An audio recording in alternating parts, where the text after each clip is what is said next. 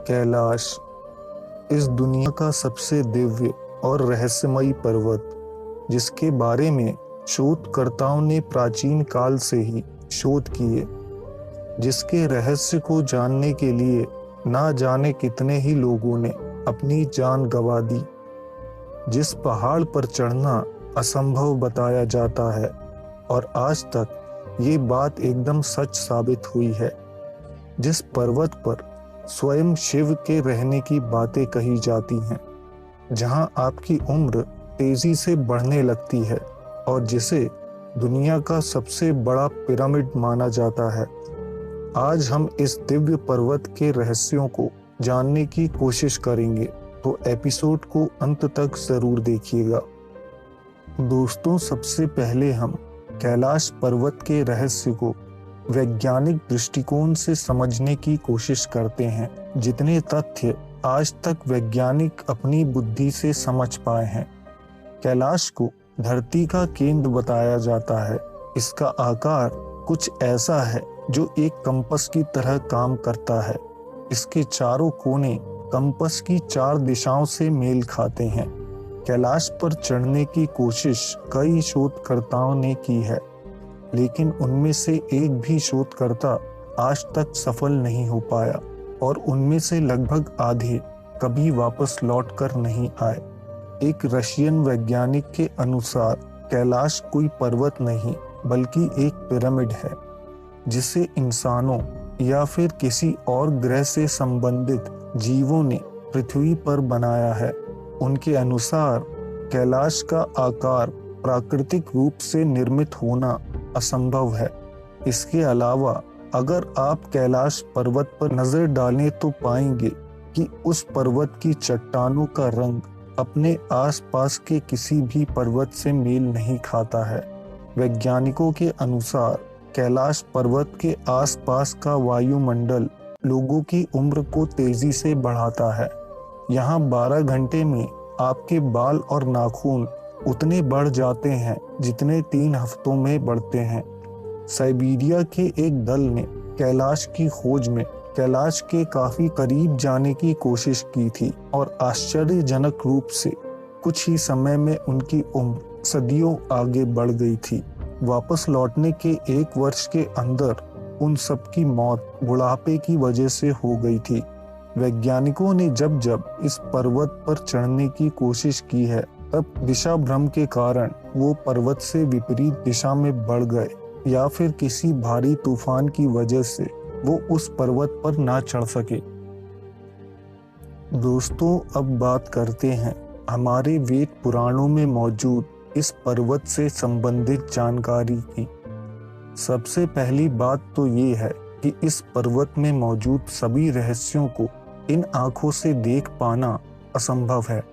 इसे प्रत्यक्ष रूप से देखने के लिए दिव्य दृष्टि की आवश्यकता होती है, जो भगवान कृष्ण ने रणभूमि में अर्जुन को दी थी। मेघवान कल्प के अनुसार सृष्टि होने के बाद कुबेर ने काशी में भगवान शिव की आराधना की, जिससे शिव अति प्रसन्न हुए थे। उन्होंने कुबेर को वरदान दिए और सोचा कि वो अपने भक्त कुबेर के पास रहेंगे। तब रुद्र रूप में भगवान शिव कुबेर के मित्र के रूप में आए और तिब्बत में मौजूद इस पहाड़ पर जाकर तपस्या में लीन हो गए। श्रीमद् भागवतम में कैलाश के वातावरण के बारे में और कई जानकारियां मिलती हैं।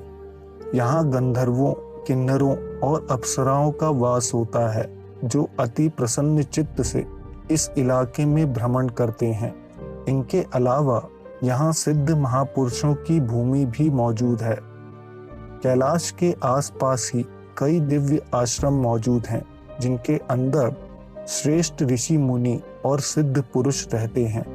इन लोगों के पास इतनी उन्नत तकनीकें और चमत्कारी शक्तियां मौजूद हैं, जिनकी कल्पना आज तक मानव जाति ने नहीं की है। इन्हीं में से एक आश्रम ज्ञानगंज है, जिसके बारे में बातें की जाती हैं। इन आश्रमों में प्रवेश ये सभी गुप्त ज्ञान और विद्याएं उस इंसान को प्रदान की जाती हैं जो मानवता और विश्व की भलाई में अपना जीवन लगाता है और जिसके अंदर कोई विकार शेष नहीं रह जाता। यहाँ ऐसे दिव्य पेड़ पौधे हैं जिनमें फूलों की जगह कीमती हीरे जवाहरात लगते हैं। पद्म पुराण के उत्तराखंड के 11वें अध्याय में भी इस पर्वत का वर्णन मिलता है। शिव के अंश से पैदा हुए जालंधर को इस पर्वत पर ऐसी ऐसी दिव्य महिलाएं दिखाई दी थी जो बेहद खूबसूरत थीं और जिन्होंने जालंधर के मन को विचलित कर दिया था। इसी पर्वत पर दिव्य नील कमल भी मौजूद होते हैं जिनकी खोज प्राचीन काल से ही तांत्रिकों को रही है। इस पर्वत का वर्णन रामायण में भी मिलता है। इसके अलावा कृष्ण कांड के भाग 43 के 36वें श्लोक में वाल्मीकि कहते हैं, जल के पार जाने पर हम एक ऐसे आकाश के नीचे पहुंचते हैं जो सूर्य, चंद्र और तारों के प्रकाश के ना होने पर भी एक दिव्य प्रकाश से रोशन रहता है। ये दिव्य प्रकाश वहां मौजूद दिव्य आत्माओं और ऋषि मुनियों के तपोबल से निकलता है। दोस्तों, जिस रोशनी की बात वाल्मीकि जी ने की है वो प्राचीन काल से मानव देखता आया है। इसे ऑरोरा बोरिलिस कहा जाता है। वैज्ञानिक इस प्रकाश के स्रोत के बारे में कुछ नहीं जानते, लेकिन रामायण में इसका वर्णन मिलता है।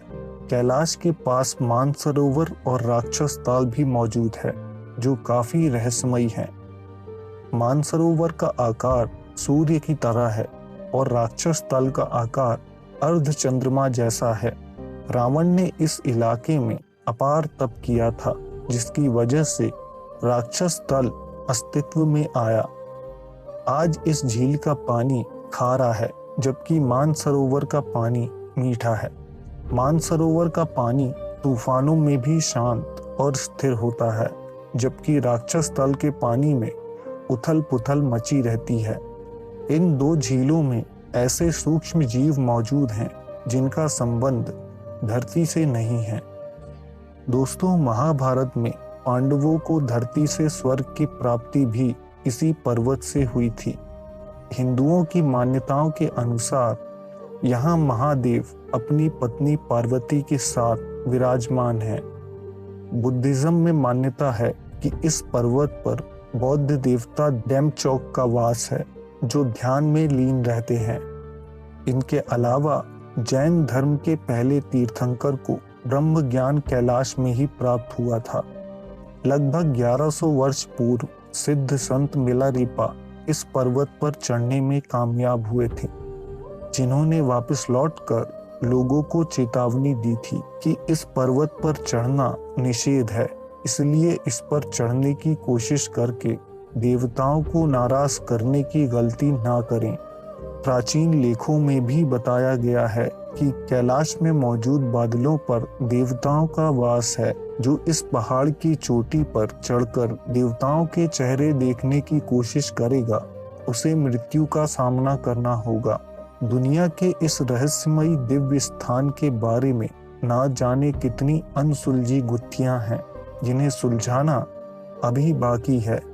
लेकिन एक बात तो तय है कि ये पर्वत और इसके आसपास का इलाका रहस्यों से भरा हुआ है। ये एपिसोड आपको कैसा लगा कमेंट में बताएं। वीडियो पसंद आया हो तो लाइक और शेयर करें।